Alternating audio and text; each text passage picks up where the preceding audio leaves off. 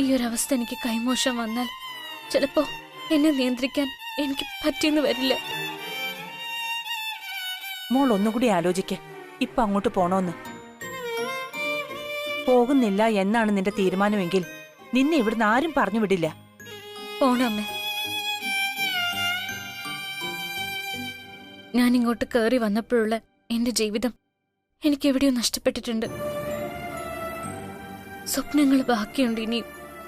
ഞാൻ ഇനി ഇവിടെ നിന്നാ നിങ്ങൾക്കെല്ലാവർക്കും അതൊരു ബുദ്ധിമുട്ടാവും. അതെനിക്കിഷ്ടമല്ല.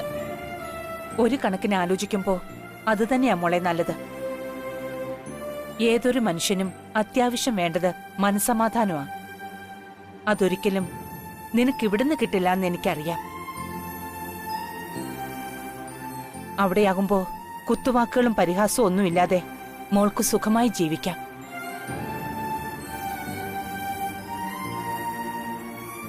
പിന്നെ ഇവിടെ രേഖ പറഞ്ഞതുപോലെ എന്റെ കാര്യം നോക്കാൻ രേഖ വേണമെന്നില്ല.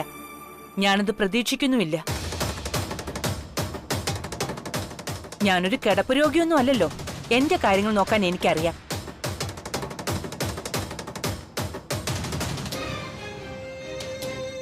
രഘു സാർ മാത്രം ഒന്നും പറഞ്ഞില്ലല്ലോ ഇതുവരെ. ഞാൻ പോയിട്ട് വരാം രഘു സാർ. കുറച്ചു നാളാണെങ്കിലും ഒരു ഏട്ടത്തിയമ്മയുടെ സ്ഥാനം തന്നതിനും സ്നേഹിച്ചതിനും ഒരുപാട് നന്ദിയുണ്ട്.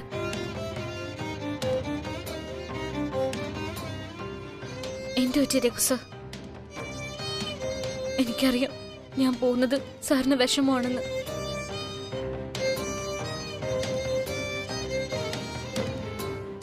എന്നാ ഞാൻ ഇറങ്ങട്ടെ രഘു? പോയിട്ട് വാ നന്ദിനിയമ്മേ.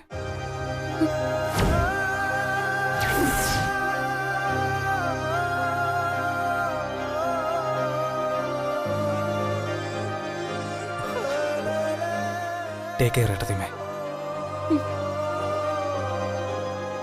എന്തായാലും നീ ഒറ്റയ്ക്ക് പോകണ്ട. അത് ശരിയാവില്ല. രഘു, നീ രവിയെ വിളിക്ക്.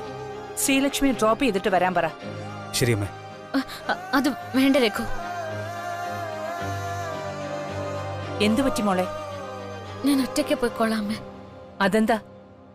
ഞാൻ നേരത്തെ പറഞ്ഞില്ലേ, ഞാൻ തന്നെ രവി സാറിനോട് വരണ്ടെന്ന് പറഞ്ഞത്.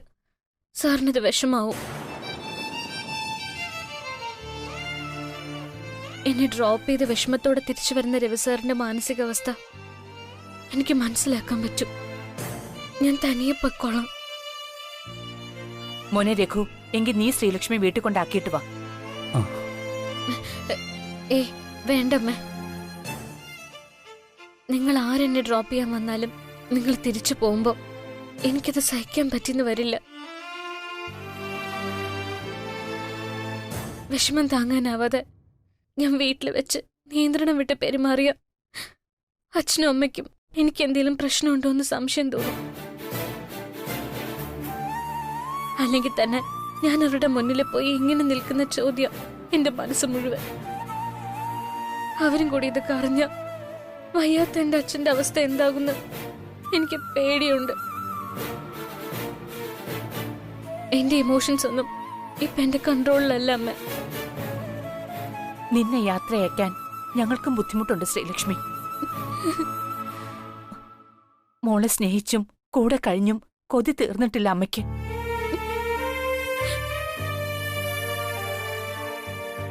എല്ലാം ചിലപ്പോ നല്ലതിനാവും. ആവണം. ആ പിന്നെ മോള് പറഞ്ഞത് ശരിയാ. മോള് തനിയെ പോയാ മതി.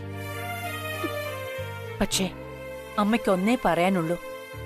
മോളുടെ മനസ്സിലുണ്ടായ പ്രശ്നങ്ങളെല്ലാം മറന്ന് സന്തോഷത്തോടെ വേണം സുദർശന്റെയും സരോജത്തിന്റെ അടുത്ത് ചെല്ലാൻ.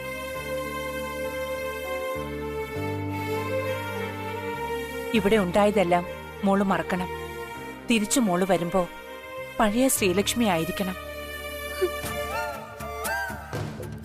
അതിലെല്ലാം ഉപരി വേഗം ഇങ്ങോട്ട് തിരിച്ചു വരികയും വേണം. ശരിയമ്മ. മോള് വാ രഘു.